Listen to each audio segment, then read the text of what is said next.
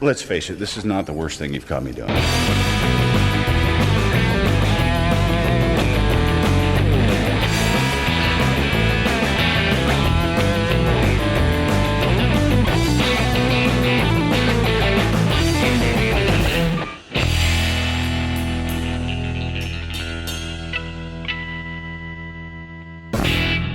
Well, we finally got this together. It's been, several months of trying to figure out when would be a good time, and we're finally here. Yep. Basically wanted to come and talk to you. Actually, no, I don't like these headphones. It's not working? No, let's get rid of these. Okay. That's just I'm not good at hearing myself, so. That just sounds really weird, because all I can hear is myself, and I can barely hear you at all, so I'll have to try something else with those, I guess, some other time. Okay, so Lauralee. How's it going? Good. You? Yeah, not bad. Good. So the big election's now over, and I'm assuming ours is coming. Yes. I'm assuming that won't be too long now, so interesting to see what'll happen there. So you think it'll be early spring for us, or what? I think so. Yeah. I think it'll be sooner than later. So isn't the provincial one coming up as well? I think so. Yeah. I'm just wondering, just because I know Doug Ford's giving everybody $200, so I'm assuming that's him probably, buying yes. votes. Oh. All right. Well, we met a while ago, maybe a year ago. Yeah. At WIT or something at work. Oh yeah, that's right. Yeah. Yeah. So women in trades, and you're in the trades at where we work. Yeah. Have you always wanted to be in trades, or is this something that you kind of stumbled into, or? I've always wanted to be in the trades. I actually, when I was in high school, wanted to do automotive, and I'd taken classes all the way through to grade 12. And in grade 12, I did a co-op. At the end of that year, I decided that I wanted to enroll in an apprenticeship, and actually had a female counselor tell me that there wasn't room for women in the trades. Oh, wow. Yeah. So she's like, here, write this test. Let's see what you're suited for. And this is like, I've spent my whole high school career trying to figure something out, and that's what I thought I was going to do. So she's like, here, try this. So I wrote the test, and she's like, oh, business management, that's where you'd be great. Let's look at all these programs. And I ended up enrolling in packaging management, and I followed what she said, like right to the T. Like, yep, okay, this is what I'm going to do. This is what I'm supposed to be doing, right? Didn't like it. Ended up working at a paper mill for a while, and that shut down, I don't think when, probably in 2007, 2008. So I found myself looking for another job. I went back to school because I still thought that I was suited for business management, because that's what my counselor told me when I was younger. Isn't that insane that that's what, I remember doing a similar test, and I didn't even want to do the test. So I'm sure a lot of it was just, C, whatever, right? Yeah. And I think I got ski instructor. Oh, interesting. Yeah. So it was kind of pushed me away from what I really wanted to do for quite a long time. And when I started working where we are now, I heard that there was an apprenticeship program. So I was like, oh, this is like my second chance at this, and I really want this. And I did everything I could to make sure that I ended up back in the trades. I think that if I hadn't done the apprenticeship program at work, I might have left at some point to go back to school on my own somewhere else to take a trade. So I didn't know that. For some reason, I thought you were brought in. I didn't realize you came from the floor. No, yeah, I started in production. One of the. Yeah. Wow, that's cool. Yeah. So it actually worked out really well, and I really enjoyed it, and enjoyed trade school, going back and doing what I wanted to do. Third time around. So it's funny, they just had the tests, and I signed up for it, and the day I was supposed to write it, I backed out, went in and canceled. Oh no. I didn't prepare for it. Right. So and I completely forgot about it until I got to work, and I got the email, and like, oh, it's tonight. Oh wow. Sounds like something's going on. Mm-hmm. A lot of sirens. Yeah. So I was like, I don't want to go in and just blow the test or whatever. So I'll wait until the next time it comes up. Although it's been a few years since they've had these tests. So yeah, it's funny. I have a lot of people approach me all the time, like, how's the test? What's it like? And I'm like, there's a website, you can take a look and see what kind of questions will be asked, so you can kind of prepare yourself a little bit. Mm-hmm. And as of probably the last couple of years, I've had a lot of more women coming in asking, more interest from women. So that's been really good because I was the first female apprentice. And yeah, now there's probably like 10 female apprentices, Yeah. which is quite a jump. So Well, it's good because the more women they see in these roles, the more women are going to ask, right? yeah. And I think that, our place of work, they really do promote it. Mm-hmm. I think it's, with having the wit and having all those types of opportunities, it's changed it a little bit. So for the good. So what do you think needs to happen so that we can get more women in trades? I think at the high school level, that's where it really starts. And fire the guidance counselor that you talked to? Yes, Yeah, right. absolutely. I've even heard from women that in other networks that I've been involved in talk about how they've experienced the same thing, like as recent as like 10, 12 years ago. So I think that's got to be a change point for sure. I think it's probably a lot closer to what it needs to be now. I do think high school is the really point that they need to let women explore, which they do. And I've been involved in some business education partnership in Waterloo where we go and talk to women that are interested. There's a couple, trying to think of the other one that we do. It's another event for young women, grades 7 to 12, where they can come and explore for the day, talk to different people from all different trades, all different engineering professions. So it's not just you got to go to university to be a lawyer and a doctor, and that's what you need to do. It's Right. no, there's all the options, explore them, check them out, try them. That's why I think high school is really important for people to go and try the trades class. Even if you're not 100% sure that you're interested, I think that they need the exposure just to see if they are or not, and then make them feel comfortable in that role. I know that's also changed a lot now compared to when I went to high school. I was the only woman, a young woman in a automotive class and carpenter class, and that back then you had to actually choose Right. which class you wanted to take. So you didn't have to take any of those classes, but I'm like, I'm going to try. And it was a little intimidating at first, but I think that's important. Not sure what else. I know my daughter did an online thing. So it was this one was just about carpentry. So they actually sent out packages to all the kids that had signed up. So you got a hammer, a certain amount of wood, nails, and while they were on, I want to say it was during COVID, but they could still do this anytime really. There was an expert carpenter. She had been doing it for however long. She told her whole backstory and all that stuff, and everyone built the same thing all together. So they got just a chance to use hammer, nails, wood, whatever, gluing everything together. So she really liked it, but it was weird because she never went back to it. Right. But with her, I find it's like that with a lot of things. Try once, I'm good. Yeah. We actually did a Jill of all trades, it's called. I believe it was at a Fanshawe.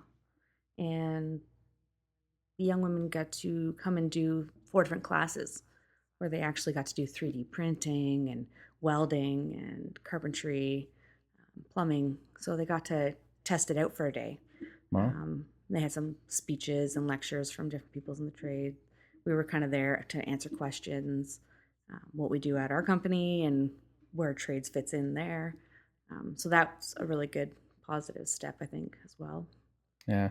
I think the not only at school, but it's almost like it needs to come from at home as well.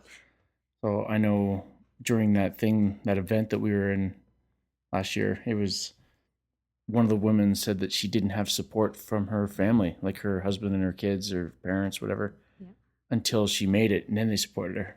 Right. But that's the struggle point. Everyone's going to go through that, right? So. And I think for, with women, especially, it's changed now, but say 20 years ago, not as many women, young women were going out with their fathers to work on the cars. it wasn't really, you know, women was doing their stuff with their moms and Right. baking or cooking, and that was more like it was the genders were split, where now it's not, you know, it's known that it's not gender specific for the trades. Like you can be anybody and still make it through the trades. So. Yeah, there's a show that I watched called it's called Car Masters. I think that's what it's called. Anyways, the engine expert is a girl, and as soon as the car comes in, everyone's pulling everything apart. So all hands on deck from all departments, paint, the guy that just fabricates stuff, and they do that. And then as soon as that's done, she gets to pull the motor out, and it shows her just ripping it apart. And she loves the old school stuff because, like you just said, she used to do it with her dad. Yep. So I guess it's part of your upbringing, whatever you're used to, whatever you enjoy doing. Not everyone's going to enjoy going in and baking. So maybe someone goes, "What's Dad doing?" Yeah. See, and now later on in life, it'll be a son or a daughter saying, "What's Mom doing?" She's pulling that stuff apart in the garage now, right? So, right. Yeah. like everything and is that's changing. where it will change. You know, it's nature and nurture, right? And Yep. I think that the nurture is going to be definitely a big key for going forward for women in the trades. But it, you know, my daughter sees it now. Like she didn't actually even realize that I was the first female apprentice because I don't talk about it like that. I talk about it like it's just normal. Like I Yeah, don't it's just work. make a big emphasis on it, right? And she's read the tack times or whatever, and she's like, "Oh, that's really interesting, Mom." I'm like, "So do you want to try the trades?" No. Okay. That was worth a shot. So. Yeah, I'm still trying to get my wife to cut the grass, so I don't think she's gonna be part of the trades either. No. I mean, it's not for everyone. Like, you have to have the interest too, right? Like, I don't think that, you know, forcing women to take courses that they're sure they don't want to take Right. or anything. Like, you have to have the interest still in it. But seeing people like your parents or your family members doing, both genders doing the same type of trades or doing work around the house will get them more involved and change their outlook, if they like it or not. For sure. Yeah. Like you said, everything's evolving, right? So, Yeah. and I find a lot of the time it could just be that small little thing. So they might not like welding. They might not like the electric part. But there's always going to be, I don't know how many trades there are, but there's hundreds. Yep. You know what I mean? But again, like when we grew up and you're given very little information in high school about what all's out there. Like I know some people that went on to do x-ray tech at the hospital. I never once thought about that when I was in high school. Like, actually, that sounds like a decent job. You know what I mean? Like, but the only time you don't think about it when you're in there getting an x-ray, like, hey, I'd like to do this. Yeah. All you're thinking about is, oh, this sucks. Yeah. Yeah. Why are you standing behind that wall?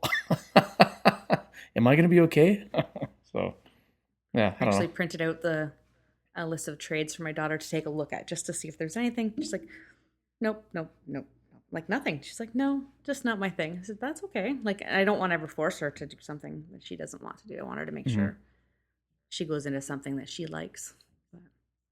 What, if someone was looking to get into the trades, like, is there some schools that are really good for specific things, or is they all pretty good for right across the board?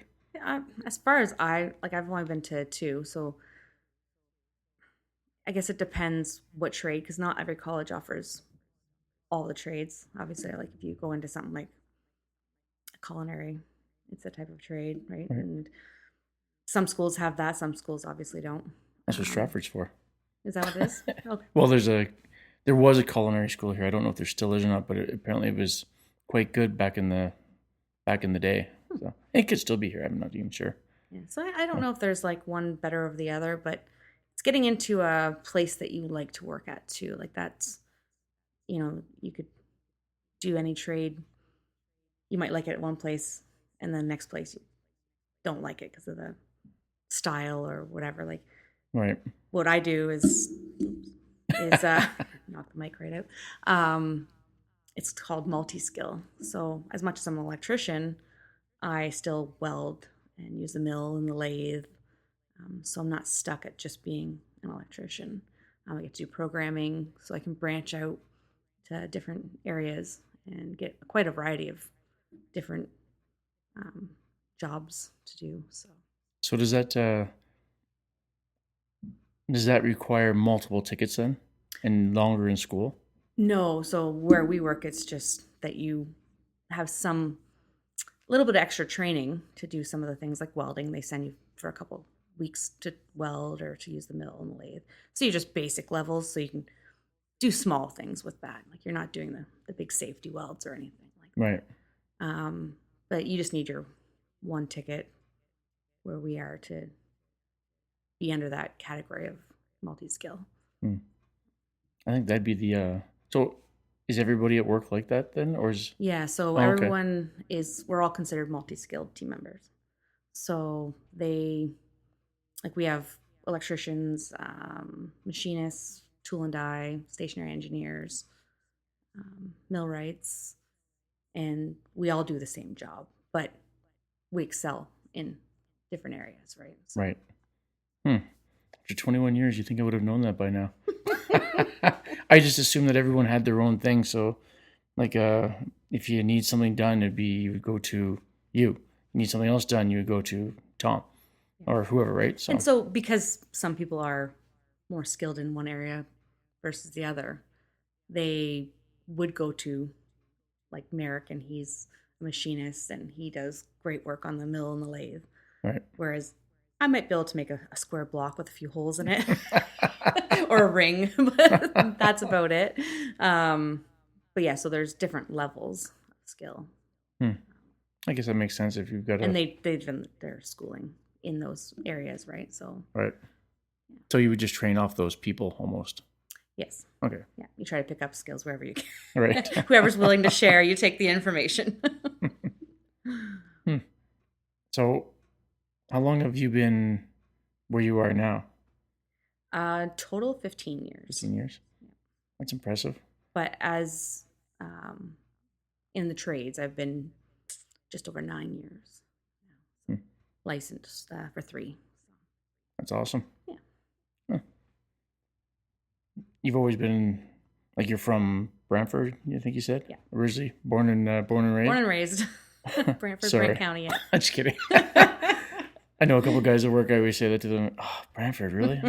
I can't say that. I've never actually been there. I've driven through it to get places, but I just hear the stories, and it's from the people that say it's awesome. They're usually the ones that are giving me the bad stories, so I'm not sure what to think about it. But Gretzky was from there, so. Yeah, it's not bad. I don't mind it.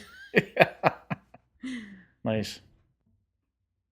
So have you ever thought about if you didn't want to go into the trades or hadn't gone into the trades, what would you have been? Like, what was there, I know you said right from the get-go you wanted to kind of be in the trades, but was there anything else?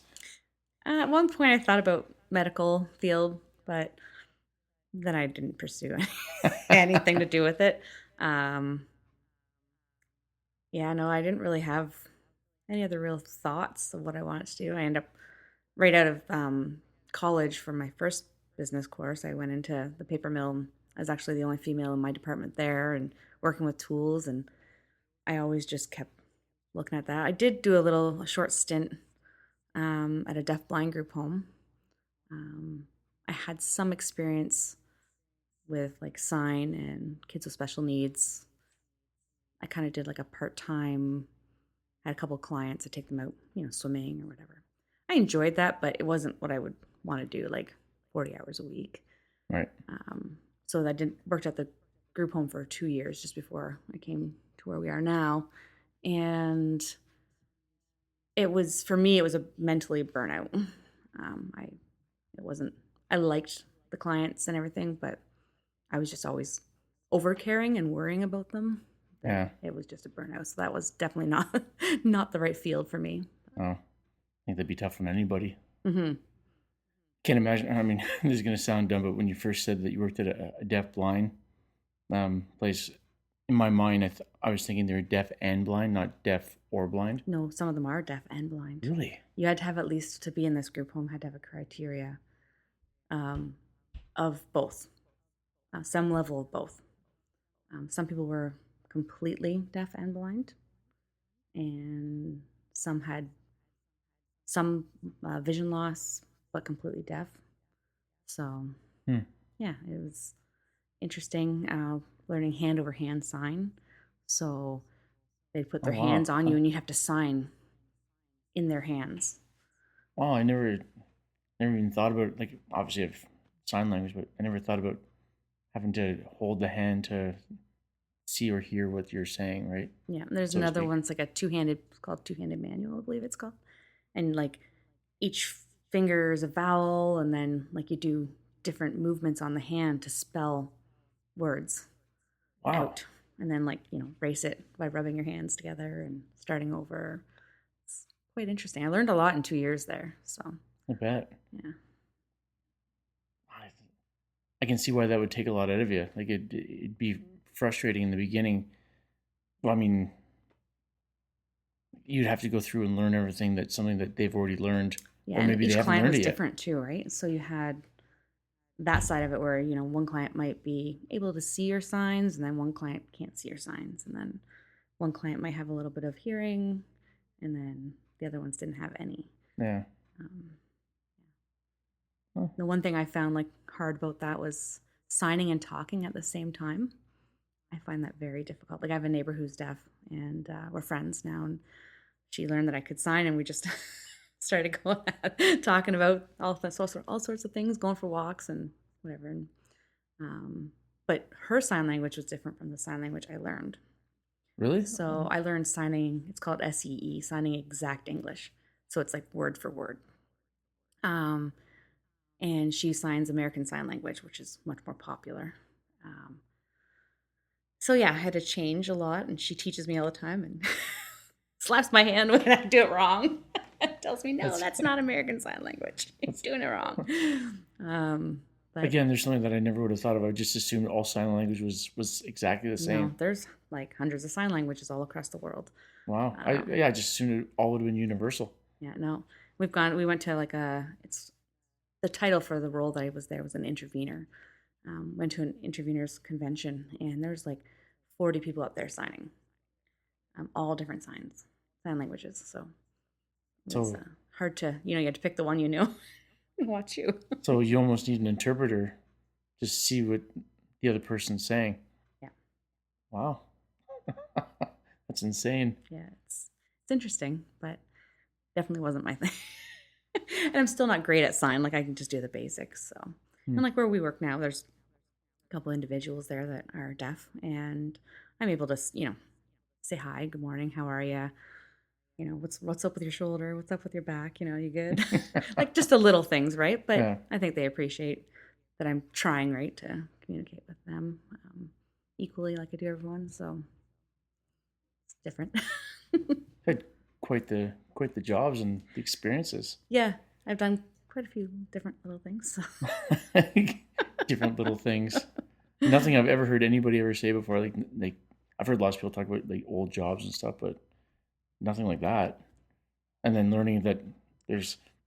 Let me ask you this: does an English person from England sign language different than an American? I think they do have a different sound. Is it just the accent? I don't think so, but you never know. Yeah, no, I know there's a lot of different signs. It's funny because when, like, my aunt's deaf, and so when we were kids, we learned just little signs like apple, cookie, hi, bye, Apple. Yeah, apple is there. Yeah, I just saw that in cookie. the movie once. I don't even know if that's right. Yeah, no, that's right. It's somewhere around there. So I've also got my sign language is really mixed up right now. But I mean, to be fair, I think I saw a monkey doing it, so yeah, where I put my hand may have been wrong. They're pretty smart. Yeah, they probably got it. He does that and then flicks poo at you, so I'm not sure I trust him anymore. Yeah, no, it's quite the experience of things I've got to do. So I like the job I'm in now the best, though. Yeah. I'm gonna stick with this one. So where do you go from here then? I don't know. Retirement. Yeah, I've got 11 years, so I have a little bit of time. I've thought about possibly writing my master electrician's certificate. I'm not sure yet how I feel about that. I'm trying to get more involved in like programming and different like new technology that's coming, robots. I don't know what happens from here exactly, but I'm trying to get involved in as much as I can. Like I know there's in the paint department there's way more robots and stuff than what we have, but Yeah. Is the plan moving forward that they're going to have more, so that's going to be more of a focus? Yeah, I think like throughout the whole plant, like there's always a focus to bring more robots in because it takes essentially jobs away, and they're accurate. They're supposed to be accurate anyways, Right. every single time, right? Even with just the little transportation mode robots, like that's a new big thing that's happening. Oh, like the autos? Yeah. Yeah, they're pain though. Yes, they can be. They're still in their working in phase, so Yeah. yeah. Like we added an extra couple robots upstairs. Still working through glitches on those, but I think you'll see a lot more of them coming to the floor in the future. So, no, I'm not imitating you. No, it's okay. I was in good niche as soon as you did it. So do you think that'll be the way that it'll go more so for like the maintenance department or the trades for our building? It'll be more programming because that's the direction we're going. And if so, is that still the direction you want to go, or do you think you'd ever move on to start your own company or? I don't have any thoughts of like starting my own company or going that way right now. Maybe once I retire, because I think I'll still be young enough that I could go off and do something. But right now I'm like trying to focus on getting involved in robot training, more programming training, and just, even pulling up programs and digging into them and figuring them out, really understanding them. Yeah. So. What about teaching? Would you ever consider going to Fanshawe teaching or something? Or not necessarily Fanshawe, but one of those colleges? Yeah, I thought about that, like even for like our multi-skill program that we offer for anyone that comes in or apprentices. They do it used to be a 12-week program, and you go through all the basic stuff that you need to know for what we do. Right. Like the welding, the mill, the lathe, setting up conveyors, motor controls, programming, all the very basic entry level to that. Something like that, I think I would be okay teaching. I can understand all that stuff at that level, no problem. It'd be easy to relay to somebody else. I'm not the greatest speaker, so it's, I think that level I could definitely do something. I don't know if I think there's gonna be a lot more programs where we are for training. I think one day that I would like maybe to do that while I'm still in that 11 years before retirement. Yeah.